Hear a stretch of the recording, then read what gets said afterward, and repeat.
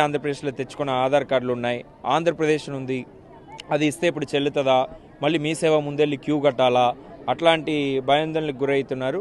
అలాంటిది ఏం అవసరం లేదు. మీది ఏ ఆధార్ కార్డు ఉందో, ఏ రేషన్ కార్డు ఉందో అది సబ్మిట్ చేస్తే చాలు. ఎందుకంటే అప్పుడు తీసుకున్న వాళ్ళన్నీ ఆంధ్రప్రదేశ్లో ఉంటుంది, ఇప్పుడు అది తెలంగాణ అయిపోయింది, అది అందరికీ తెలిసినదే. అది మనం వెరిఫై చేసుకుంటాం, ఏమి ఇబ్బంది లేదు. సో అట్లానే కొన్ని దగ్గర గ్రామ పంచాయతీలు కూడా కొత్తగా అయి ఉంటాయి, పాత గ్రామ పంచాయతీ పేరు ఉందని. అట్లాంటిది మీరు ఎలాంటి ఆలోచన చేయనక్కర్లే. మీ దగ్గర ఉన్న ఆధార్ కార్డు, మీ దగ్గర ఉన్న రేషన్ కార్డు సబ్మిట్ చేస్తే సరిపోతుంది.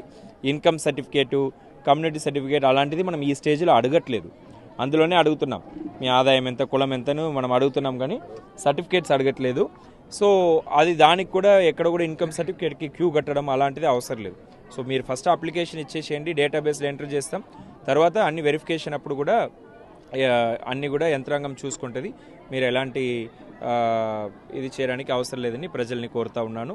ఈ స్వర్ణ అవకాశాన్ని మీరు అందరూ కూడా వినియోగించుకొని దరఖాస్తుల్ని సమర్పించవలసిందిగా కోరుతున్నాను.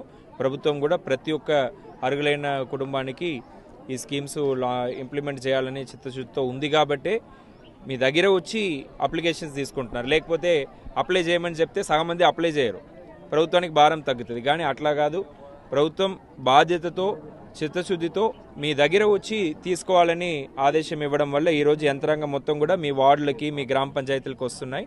ఈ అవకాశాన్ని మీరు సద్వినియోగం చేసుకోవాలని కోరుతున్నాను.